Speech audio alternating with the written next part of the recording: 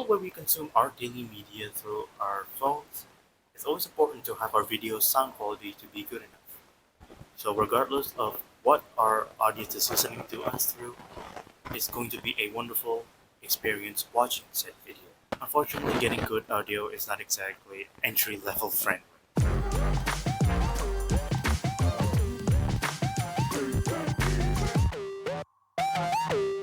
Hey there, I'm trying a new style of video. I know this is a really big jump from the old videos I used to make, but it's called effort and evolving. As always, I'm Delfiano Daniel, your friendly neighborhood computer technician. I hope Marvel don't copyright me for that. So, audio. It's difficult to get good audio quality and not some audio quality from a 2010 Call of Duty lobby. But that's besides the point. When I start doing this, I'm always insecure how my audio will going to turn out from your guys' end. Because I know nothing about EQ or tuning or any other audio phrases that I might be butchering. I'm still new, and my first ever microphone is an NYK Nemesis mic that requires a USB dongle that with a label of 7.1 surround sound. I'll get to 7.1 in a bit because that buzzword is going to come up a lot in the end of this video. But back to the NYK mic. It was disappointing to say the least. It made me regret not getting a real USB mic for our Indonesian guys. It's the Sound Satellite. That is the most entry-level USB mic you can get. But I really do regret not getting that and end up paying way too much for that NYK mic that still has that hissing sound. Hell, buying that cheap Logitech headphones that operators use, that type of style you see on like the show 911.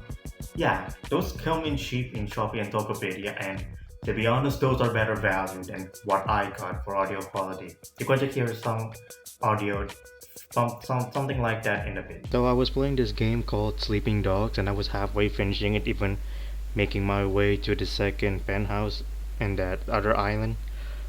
And then for some reason it got corrupted and I had to start again from the beginning. And that was rough. So if you're trying to find good audio like me, you probably stumble around the words BM800 a lot on your shopping page. And while the BM800 is actually a good legacy mic, unfortunately it can be knocked off quite cheaply. Let me explain. A condenser mic consists of a thin membrane in close proximity to a solid metal plate. The membrane, or diaphragm, as it often is called, must be electrically conductive at least 1 inch surface. The distance between the two capacitor plate changes. As a result, capacitance changes to the rhythm of the sound wave, thus converting sound into an electrical signal. The capsule signal itself is much too fragile to be connected to the other piece of gear. The condenser capsule output voltage is actually quite high, but it produces almost no current because so little energy is stored in the small capacitor. It requires what is called an impedance converter, a circuit that buffers between the capsule and the outside world. The impedance converter makes the signal more sturdy by making more signal current available, thus why it needs phantom power, that 48V button on the audio interface on mixers that you see. As much of me explaining this from the Newman Berlin website is a robotic way to explain it, there is a visual way to see why it's cheap. Ready? Yeah. The better capsule and the Holy Land mic shows what makes the mics actually good and less white noise. And the cheap one, well, the cheap one is literally what you get. So that is why my little brain thought shelling a few more money for this mixer. The V8 mixer was a good investment. I mean, it says it's an audio mixer. Well, sort of. The V8 mixer, and I'm using quotation marks for that, is not a true audio mixer because it's actually a portable digital sound card designed for mobile live streamings. It cannot power a professional studio condenser microphone. Hell, it cannot even power the BM-F100 because that requires a plus 48V phantom power, relying instead on a basic plug-in power for cheap computer mics, which is 5 volts. Not enough to power any mic. Need I remind you, not even a dynamic mic. People call it a mixer because it has knobs and a slider, but it lacks the core hardware and routing features of a real audio gear. But I actually should have gone in this phantom power channel, but even then the brick that you are seeing right now is not exactly good either. So yeah, I'll admit, if the mixer actually had 48 volts phantom power, I wouldn't even be in this mess. But I put myself in this situation, so I have to live with it and try to recoup the losses. That's called life. So, let's bring back the 7.1 surround sound from earlier. Don't buy any cheap products that say that. The 7.1 surround sound is an 8-channel audio system. 8 channels.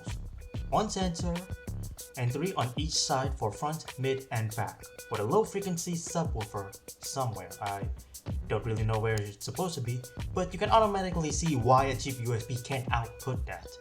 They can accept surround sound, hence why they are allowed to market it as such, just not output it in the correct way. So it's muffled, like a lot of layers stacking on each other. And don't get me started on virtual surround sound. You need 8 channels, and unless your headphones have that many drivers in each ear, you're not exactly getting actual surround sound. Surround sound is basically that a lot of speakers around a home theater, or actually a movie theater, use actual surround sound. What's worse, this is mostly advertised for gamers. If you're getting the virtual kind, that's aiding latency. What I mean by that is your audio already has to go through Windows, and unless you actually EQ or tune it in a way that to decrease the latency, it's going to be rather adding more unnecessary latency to the point where it can cost you games. To say I don't exactly recommend you guys to get these is an understatement. So, what's my next option? Well, I can just do this, but even in my ears, if I try to produce with just a mic from my phone, it's always, I don't know, it sounds like it could be better. So, what's my next option? Well, I can just do this. I feel like this is the most normal way of doing it, but because of the echo in this room, and widely enough, being recording in this corner is kind of a bad idea. We'll get to that in a bit. And it's that I still feel like this audio thing could be better, but luckily for me, I have options and different ways to record audio. But first, let's ask one important question. What do I actually need?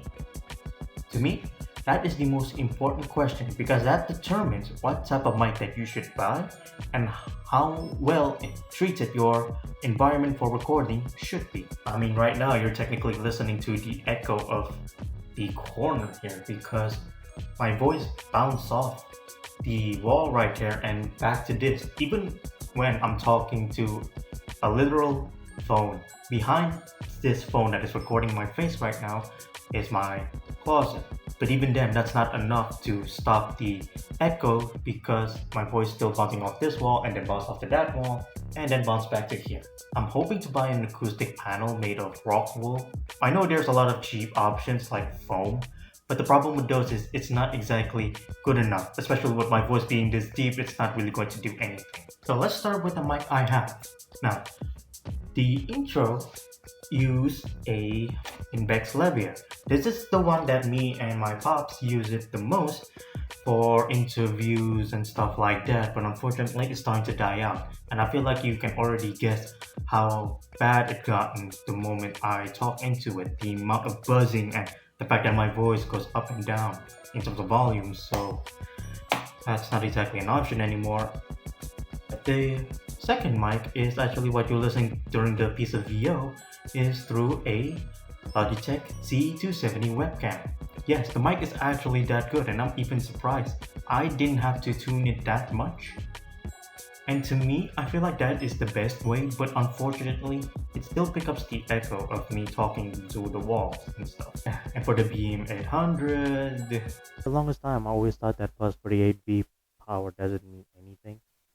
The more I think about it, the more I realize I should have taken advantage of what I had at the time and not resulting to waste my money on things like this.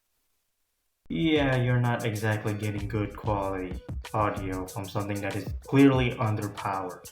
So when it comes down to it, I think the type of video that I'm going to make right now is going to be switching between the phone and the webcam.